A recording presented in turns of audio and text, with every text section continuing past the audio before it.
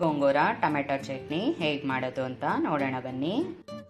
ಗೋಂಗೂರ 1 ಕಟ್ಟು, ಈರುಳ್ಳಿ 1 ದೊಡ್ಡದು, ಟೊಮೆಟೊ 1, ಹಸಿಮೆಣಸಿನ್ಕಾಯಿ 10 ರಿಂದ 15, ಖಾರ ನಿಮ್ಗೆ ನೋಡಿ ಹೇಗೆ ಬೇಕೋ ಅಷ್ಟು ತಗೊಳ್ಳಿ, ಬೆಳ್ಳುಳ್ಳಿ 1, ಶುಂಠಿ ಸ್ವಲ್ಪ, ಒಗ್ಗರಣೆಗೆ ಸಾಸಿವೆ, ಜೀರಿಗೆ, ಉದ್ದಿನಬೇಳೆ, ಕರಿಬೇವು.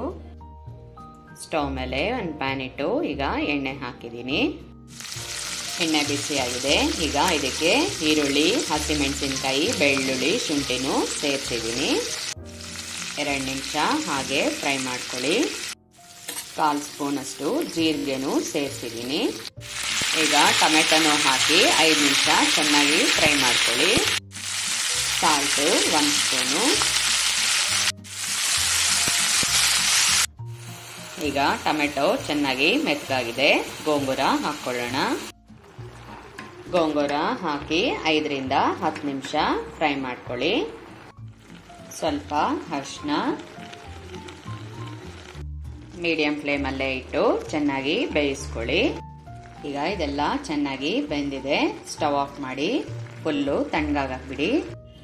ಈಗ ಇದು ಫುಲ್ಲು ತಣ್ಣಗಾಗಿದೆ. ಸ್ಮ್ಯಾಶರಲ್ಲಾಗಲಿ ಮಸಿಯೋ ಕೋಲಲ್ಲಾಗಲಿ ಇದನ್ನು ನೀಟಾಗಿ ಸ್ಮ್ಯಾಶ್ ಮಾಡ್ಕೊಳ್ಳಿ. ಸಾಲ್ಟು ಚೆಕ್ ಮಾಡ್ಕೊಳ್ಳಿ. ಹೀಗೆ ರೆಡಿ ಮಾಡ್ಕೊಳ್ಳಿ. ಫುಲ್ಲು ನುಣ್ಣಗೆ ಮಾಡಬೇಡಿ. ಈಗ ಒಗ್ಗರಣೆಗೆ ಇಟ್ಕೊಳ್ಳೋಣ. ಒಗ್ಗರಣೆಗೆ ಎಣ್ಣೆ ಹಾಕಿ ಇಟ್ಟಿದ್ದೀನಿ. ಎಣ್ಣೆ ಕಾದಿದೆ. ಸಾಸಿವೆ, ಜೀರಿಗೆ, ಉದ್ದಿನಬೇಳೆ, ಕರಿಬೇವು ಸೇರಿಸಿದ್ದೀನಿ. ಗೋಂಗೂರ ಟೊಮೆಟೊ ಚಟ್ನಿ ರೆಡಿಯಾಗಿದೆ. ನೀವು ಮನೇಲಿ ಮಾಡಿ ಹೇಗಿದೆ ಅಂತ ಕಾಮೆಂಟ್ ಮಾಡಿ. Thank you.